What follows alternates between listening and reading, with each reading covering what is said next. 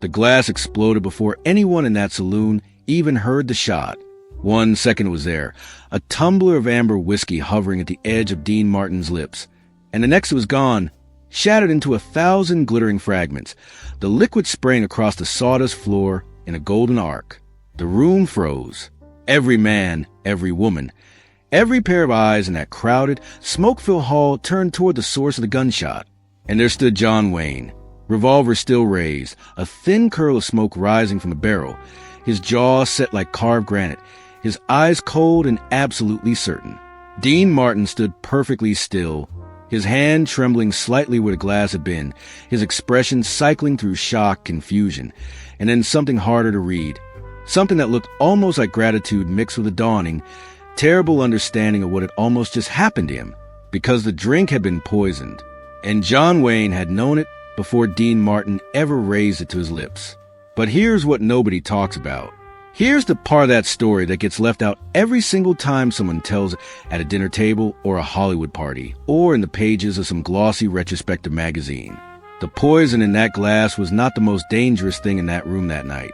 The most dangerous thing in that room was the secret that explained why it was there in the first place. A secret that stretched back years, through the smoke and glamour of post-war Hollywood, to the rise of the Rat Pack, to the complicated, combustible friendship between two of the most iconic men in American entertainment history, and through a web of loyalty and betrayal so tangled that even the men at the center of it weren't entirely sure where it began. To understand what happened in that saloon, you have to understand who these men were to each other, not the versions the studios sold to the public, not the carefully managed images in the fan magazines, not the grinning, easy photographs from the premieres and the award shows. You have to understand the real version, the late-night version, the version that existed after the camera stopped rolling and the publicist went home, and the two of them were just two men trying to figure out what they meant to each other in a world that kept demanding they be something larger than human. John Wayne had been a star since before Dean Martin was old enough to shave. By the time Dino rolled out of Steubenville, Ohio, with his dark Italian good looks and his loose-limbed, impossibly cool stage presence, Wayne had already made himself into something close to a monument. He was a frontier. He was American myth made flesh. He stood 6 feet 4 in his boots, and he filled door frames the way other men filled chairs. And when he walked into a room, the room reorganized itself around him automatically, the way iron filings reorganize around a magnet. And yet there was something about Dean Martin that made John Wayne stop, look twice, and keep looking. Because Dean Martin had something that Wayne, for all his towering presence, had always quietly envied. Dean Martin made it look effortless.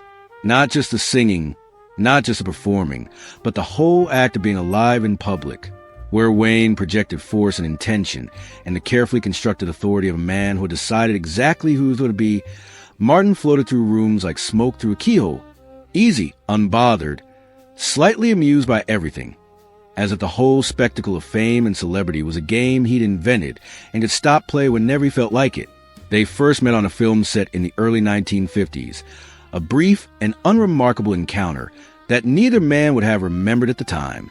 But the second meeting, the one that actually mattered, happened at a party in Bel Air in the spring of 1953, in a house that no longer exists, at a gathering thrown by a producer whose name has long since faded from the Hollywood record books. Wayne arrived late, the way powerful men always arrived late because they could, and he found Dean Martin sitting alone at the edge of the garden, away from the noise and the laughter and the performative glamour of the party inside. Martin was sitting in a wrought iron chair with a drink balanced on his knee, looking up at the dark California sky with an expression that Wayne would later describe to a close friend as the most peaceful look I'd ever seen on a man who was supposed to be miserable.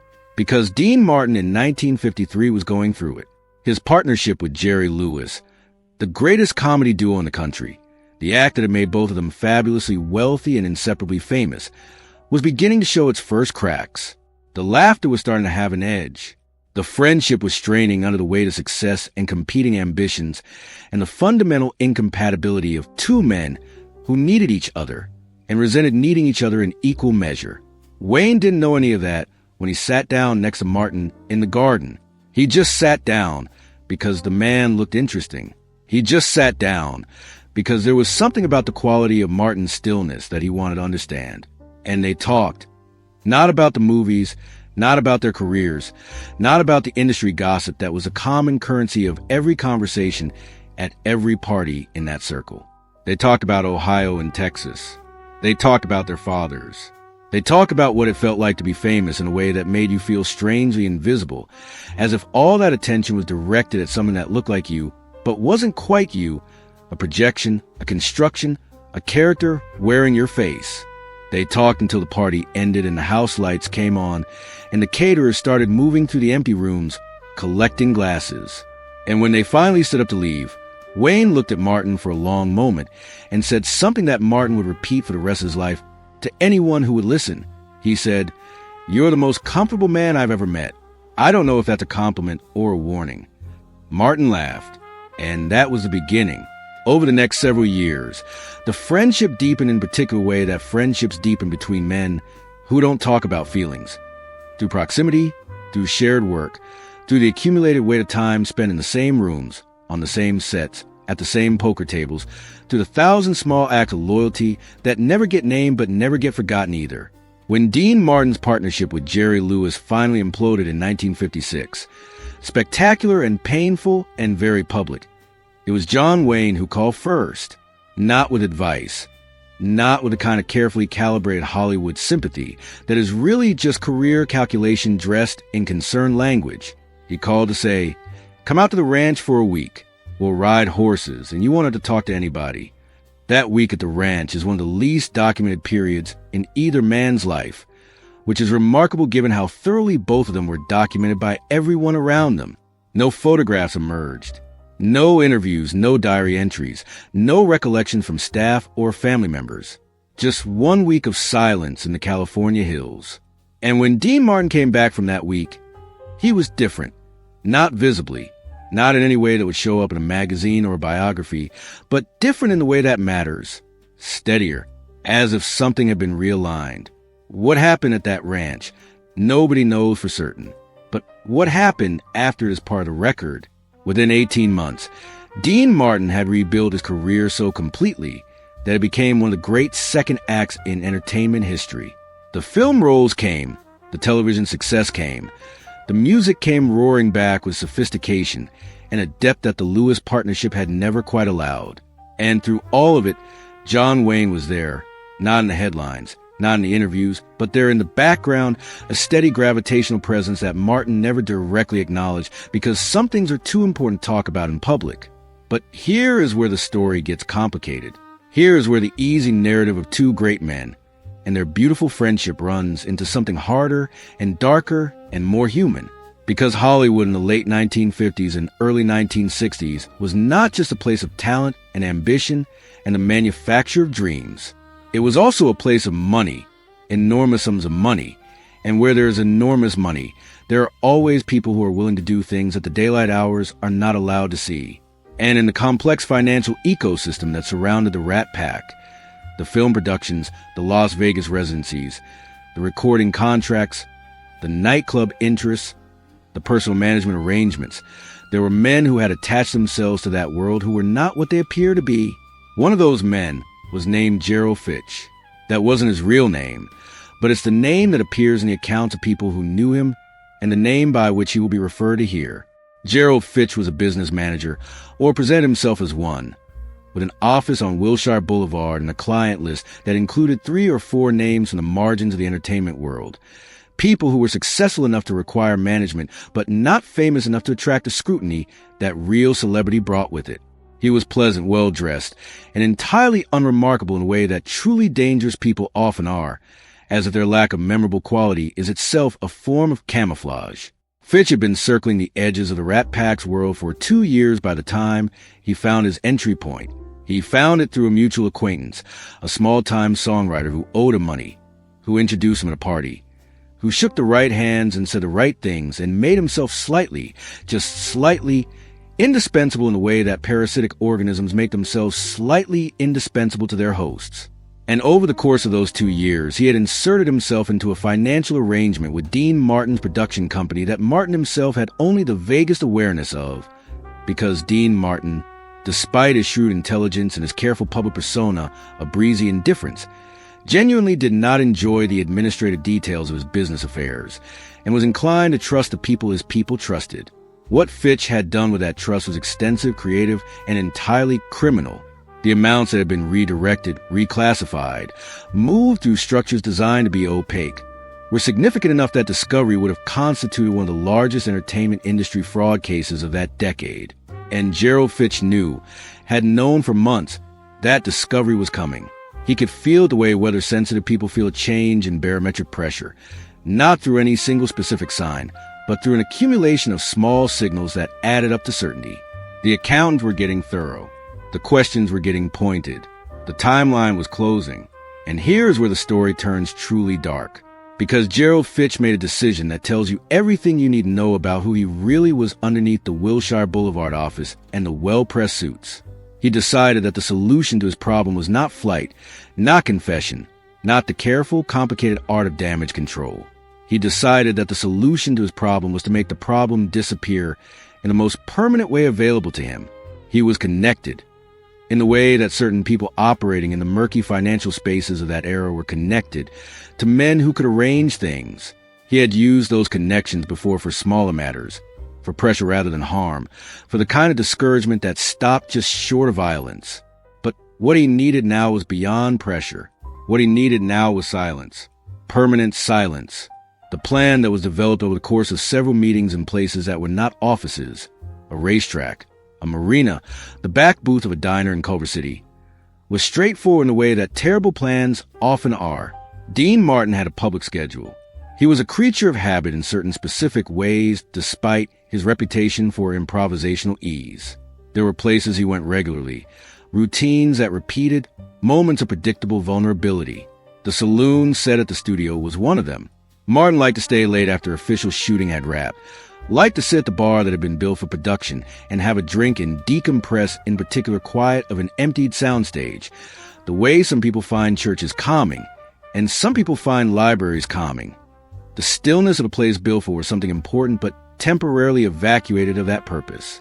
The man who was supposed to place the drink on the bar that evening was a grip who had been working at the studio for 4 years and who had a debt that made him vulnerable to people like Gerald Fitch. He wasn't a violent man. He wasn't a criminal. He was a frightened man in a bad situation who had convinced himself, in a specific way that people who do terrible things always convince themselves, that it probably wouldn't work, that something would stop it, that he would be spared the full weight of what he was doing by some intervention he couldn't predict. He was right about the intervention. He was wrong about being spared. What he didn't know, what Gerald Fitch didn't know, what nobody in that conspiracy knew, was that John Wayne had been hearing things for weeks, not through any formal channel, not through private investigators or lawyers or the kind of institutional intelligence gathering that would have left a paper trail, through people, through the informal, human, unreliable, and yet somehow consistently accurate intelligence network of people who liked Dean Martin and who, when they heard things that worried them, gravitated toward the largest, most implacable source of protection they could identify. A lighting technician had said something to a driver. A driver had said something to a wardrobe assistant. The wardrobe assistant had a brother who worked on a lot where Wayne was filming a different production, and that brother had spoken to Wayne's personal assistant, and the personal assistant had not forwarded it as a formal communication or a structured report, but had simply mentioned it, casually, almost as gossip, one afternoon when he was driving Wayne between locations. There's some kind of trouble around Dean Martin's people. Something about money and some man named Fitch. Wayne had not reacted visibly. He almost never did. But that name had gone into a place in his memory where important things went. And over the following days, he had made some careful, quiet inquiries of his own, and what had come back to him was incomplete and fragmentary and unverifiable, but deeply alarming in its outline. And John Wayne, who had built his entire public identity on the idea of the man who acts rather than waits, who had spent 40 years playing characters whose defining quality was their willingness to move toward danger rather than away from it, made a decision that was entirely consistent with everything he had ever been. He would be there. He didn't know exactly when or how or in what form the threat would materialize, but he would be present, and he would be watching, and he would be ready. On the evening in question, he arrived at the soundstage without announcement, which was not unusual for him. Wayne had the kind of authority that made his presence at any location on any studio lot feel self-evidently appropriate, as if his being was always already correct, and any question about it would be the question that was out of place. He came in through a side entrance and positioned himself at the back of the set, in the deep shadow behind the last row of saloon tables, where the light from the practical fixtures on the bar didn't reach. The set was not entirely empty. There were a few people still moving through, a camera operator securing equipment, a props assistant doing an inventory count, the grip who didn't know yet that his evening was about to change everything he thought he knew about himself and the choices he'd made. Wayne watched all of them. He watched the bar. He watched the positions. He watched the way the light fell on the bottles lined up behind the set bar, and the way the shadows moved as the remaining crew members completed their tasks and gradually, one by one, drifted out toward the parking lot. The grip was the last one moving near the bar. Wayne watched him from the shadows and could see, even from that distance, even in that uncertain light, the specific quality of the man's movement. Too deliberate, too careful. The movement of someone executing a task they have rehearsed but that exists outside the normal choreography of their work. He watched the man reach into his jacket. He watched the small vial. He watched the glass. And then Dean Martin walked in. He came through the main entrance of the soundstage with his jacket slung over one shoulder in a relaxed, unhurried step that was so characteristically him it almost broke your heart. Because here was a man entirely unaware that the room he was walking into had been arranged around his death, and the innocence of his ease, the beautiful, unself-conscious cool of the man, made what was happening around him feel like a kind of violation that went beyond the merely criminal. It felt like a desecration of something that deserved to be protected. Martin called out a greeting to someone he thought he recognized near the equipment storage. He looked around the set with the comfortable familiarity of a man surveying his own living room. He moved toward the bar. The grip was gone. The glass was there. John Wayne stepped out of the shadows. He moved with a speed that his size did not suggest was available to him, crossing the distance from the back of the set to the bar with a directness and a purposefulness that left no room for hesitation or reconsideration. But he was calculating as he moved, because this was not a simple situation, and Wayne, whatever mythology said about him, was never a simple man. He couldn't grab the glass. Martin was almost at the bar, and any sudden movement toward him might cause him to reach for it first, reflexively, confused by the approach. He couldn't shout a warning, not because shouting was beneath him, but because in the fraction of a second available to him, he correctly understood that a warning would create a moment of uncertainty that could go wrong in multiple ways. What he could do, what he did, was what it looked like. He drew, and he fired. The sound of the shot in the enclosed space of the soundstage was enormous, a physical thing, a concussive wave that seemed to rearrange the air in the room. The glass disintegrated, the amber liquid, the poison drink, sprayed across the bar and the sawdust floor in a pattern that in the following days, when people who weren't there trying to reconstruct what happened, looked in the photographs almost beautiful, almost like one of those high-speed liquid photography images that were just beginning to appear in science magazines. Time frozen at the moment of destruction. Dean Martin did not move for what felt like a very long time, but was probably closer to 2 seconds. He stood with his hand outstretched toward where the glass had been, his fingers still curved in the shape of holding something that no longer existed, his face registering a sequence of responses that moved through shock and confusion, and the physiological aftermath of sudden loud noise, and then, as his eyes found Wayne's, something that gradually resolved itself into understanding. "Duke," he said. His voice was completely steady. Later, people who were told about this moment would find that steadiness either deeply impressive or somehow more disturbing than if he had screamed, because it suggested that Dean Martin possessed a relationship with some mortal danger that was not quite what it appeared from the outside. Wayne was already holstering the revolver. It was a prop gun loaded with a real round, something that would cause its own complications in the weeks that followed, a detail that required particular kind of careful explanation to particular kinds of people. He was looking at Martin with an expression that his wife would have recognized and his co-stars would have recognized, and anyone who had spent real time with the man would have recognized. An expression complete focused, almost ferocious relief. The expression of a man who has just watched the worst possible thing fail to happen. "Don't drink that," Wayne said. Then, because it was John Wayne and because that was how John Wayne communicated important information, he said nothing else for a moment. Just watch Martin's face complete its journey toward understanding. Martin looked at the destroyed glass. He looked at the bar. He looked at Wayne. He said, "How long have you known?" "Long enough." Wayne said, "Not long enough." That exchange, those 8 words, have been quoted in various forms in various contexts over the years, sometimes accurately and sometimes with the embellishment that oral history always adds to itself as it travels. But the essential shape of it is right. Wayne had known long enough to be there and not long enough to have stopped the threat before it reached the room. And that imprecision, that thin margin between long enough and not long enough, was something that he carried with him afterward in a way that people close to him noticed, but few of them understood. The grip who had prepared the drink was found sitting on a loading dock behind the soundstage, his head in his hands, not fleeing, not attempting to protect himself in any way, just sitting there in the full knowledge of what had almost done and what had been narrowly prevented, waiting with the resigned stillness of a man who understands that the waiting is appropriate. When studio security found him 20 minutes later, he was already composing in his head the statement he would give, the names he would provide, the full accounting of how a 4-year career and a manageable debt and a series of small moral compromises had led him to a soundstage bar with a vial in his jacket.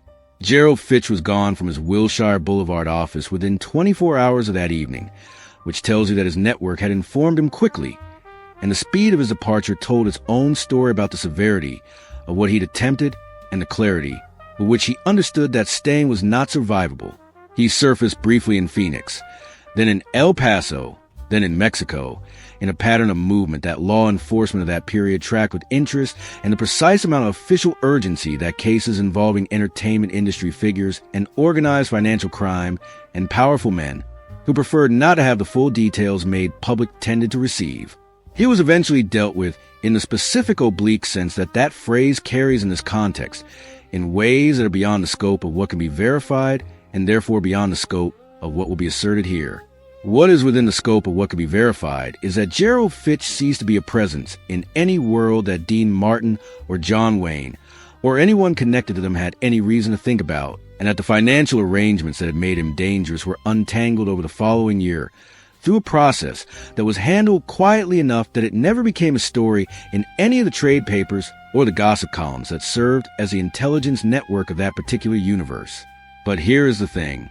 Here is the part of the story that matters more than the poisoned drink, more than the shot that destroyed it, more than the investigation and the flight, and the eventual resolution of what Gerald Fitch had set in motion. Here is the part that the people who were close to both men, the ones who are now old enough to talk about it and young enough to still remember it clearly, say is the real story. In the days after that evening, John Wayne and Dean Martin did not talk about it, not immediately, and not in any of the ways you might expect. They didn't have a conversation in Wayne's dressing room or over dinner or across a poker table or anywhere that would have made a scene, a defined moment, a memory with clear edges that could be retrieved and recounted. They were around each other, the way they were often around each other, and the fact of what had happened was between them, present and acknowledged, but not spoken, because both men, each in his own way, had a particular relationship with the things that were too important to put into words. Martin did something, though, about a week after the incident. He appeared unannounced at the ranch where Wayne was spending a long weekend. He drove himself out, which was unusual. Martin typically had people who drove him places. He brought a bottle of very specific bourbon that Wayne had mentioned once, months earlier, in passing, without any expectation that it would be remembered. Martin had remembered it. They sat on the porch in the late afternoon, in those particular California hours when the light turns the color of the whiskey in the glass, and the hills go from green to gold, and the world seems briefly, unreliably beautiful. They sat there for a long time. They drank. They talked about baseball, about horses, about a film project that Wayne was interested in and that Martin thought had potential, and that neither of them ended up making. They talked about their children, about aging, about the particular strangeness of being the size of monuments while feeling privately like ordinary men.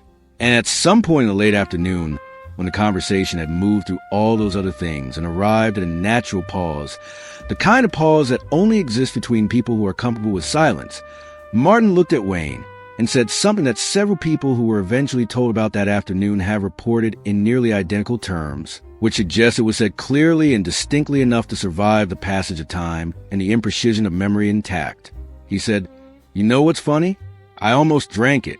I almost just picked it up and drank it, because that's what you do when there's a drink in front of you. 40 years of picking up drinks and not thinking about it. And that's what almost killed me, the habit of it." Wayne looked at his own glass for a moment. Then he said, "That's why they put it there." Martin nodded slowly. He understood what Wayne meant, that the poison had been designed to use Martin's own ease against him, his own unconsidered fluid motion to the world, the very quality that made him beautiful to watch and dangerous to threaten. The people who had arranged it had understood him well enough to weaponize his comfort, and there was something in that understanding, something about being known that clearly by an enemy, that was almost more disturbing than the poison itself. "How did you know?" Martin asked. Wayne told him. Not everything, not all the details, but the shape of it, the chain of information, the grip's movement in the light, the calculation in the final seconds. Martin listened without interrupting, which was not his usual mode. When Wayne finished, Martin sat with it for a moment. "You could have just told me," he said. Wayne looked at him. "I wasn't sure I knew enough to stop you being careful, without making you scared," he said. "And I don't want you scared." That sentence, that specific instruction of loyalty and protectiveness, and a particular male syntax of care that will go around almost any word that sounds too directly like care. That sentence tells you more about who John Wayne actually was, underneath the frontier mythology and the political controversies and the towering public image, than any interview he ever gave or any role he ever played. He had not told Dean Martin about the threat, because he had not wanted to impose on him the burden of being frightened. He had simply resolved to be there, to be between Martin and the thing that was coming, in the way that a man who understands his own role in the world positions himself between the people he loves and the things that want to harm them.